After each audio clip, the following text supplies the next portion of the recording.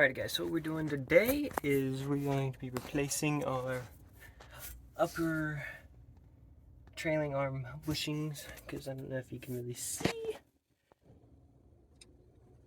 That bushing is all chewed up in there. So we're going to go ahead and get these off, pop on the new ones, and then that should fix our swaying issue whenever we throttle and let off the throttle. Alright, we just put some PB Blaster on there, scrubbed them up real good.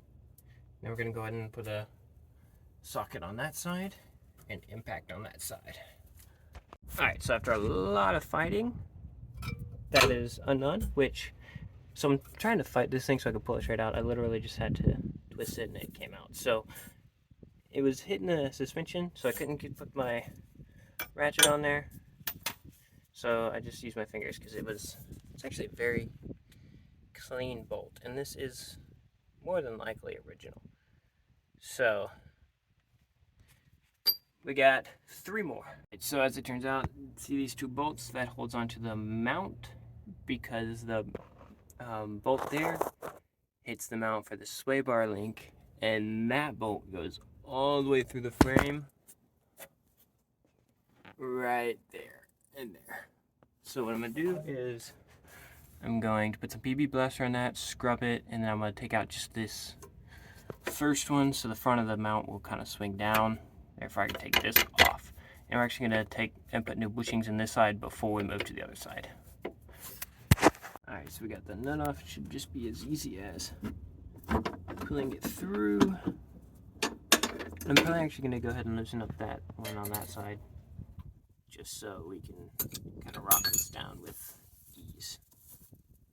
Alright, we got it down. We might need a little bit of a longer pry bar to get some leverage on it, but yeah, let me go grab a longer one. Right? Actually, yeah. Alright, give me 1 second. Keep in mind, look how long that bolt is. It's as long as my hand. Alright, now we got a longer pry bar. I'm going to give her a little tug. Okay. Maybe she don't want to come out. Oh, I don't. Sorry if there's wind noises. The wind started picking up. Now we just got that there. Let's go ahead and pull this bolt out. Okay, 1 second. Let's see. This might be easier if we can get it around that.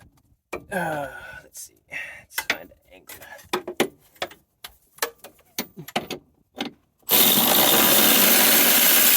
That should be good.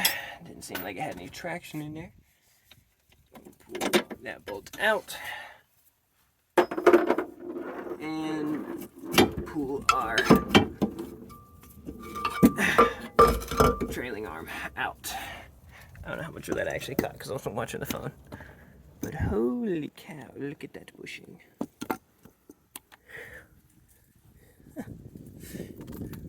We're not looking so hot either. To the parts store to get the old bushings out. They don't seem to want to come out despite there barely being any rubber actually holding them up, if that makes sense. So, and then we also got to get something to press them in there. Might grab a little butane torch or something to kind of heat it up so I can press it in there. But we'll see when we get there. This is what a nice bushing looks like. No cracks, no tears. Doesn't move when you press it. I mean, this is a nice one. The one in my car is not a very nice one, as you can tell.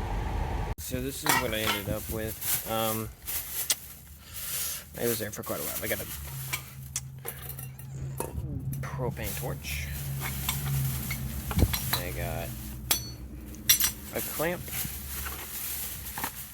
The head of the butane torch, or propane torch, and then 38mm socket. Pretty sure that's what it was.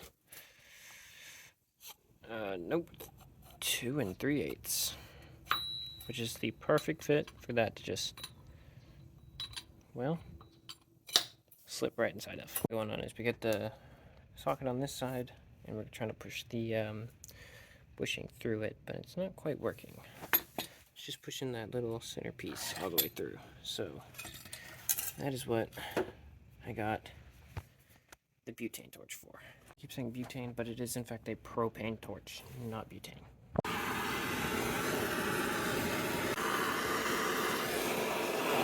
Despite our efforts with the propane torch, it still didn't come out. So it's like warm. So all right, let's try to get the rest of it out. Just show what I did. I just took a sawzall. It would be better if you had like a jigsaw or a hacksaw or something a little bit easier. I just cut through that inner band, and as you can see, the whole part moves. So I'm going to pull that out. All right, so as we can see, we got this side out, and there's a little bit right there you gotta be careful of. You can mark the inside of the the housing, but now it's time to get this side. We're gonna go ahead and try to push it all out at once, but if that doesn't work, then we're going back to the sawzall. We got the old ones out. We got some PB blaster sprayed in there. We're gonna go and put some on the outside of this, and we're gonna try to get it in there.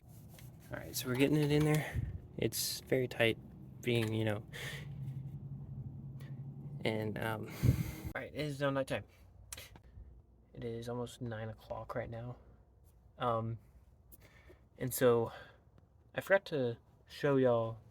I went ahead and put that side in. The bushings are in there.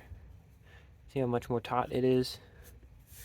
And if you look down here, I got the jack right there on the yoke, just holding up the axle, because whenever you take those off, the axle will rock forward or backwards.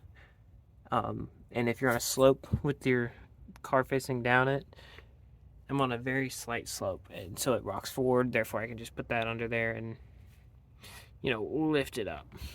All right, so what we did on this side was just make it easier. I just went ahead and took the whole mount from my sway bar off. It's out of the way. Got a ratchet on the, or wrench on the other side. Back there. And then I got my ratchet over here, and we're just taking it off, so I don't have to take off the tire and everything. All right, we got the bolt off. Now I just need to pull it through, take this off, and then push these bushings out, put in the new ones. Now we're just pushing the little cores out of this side.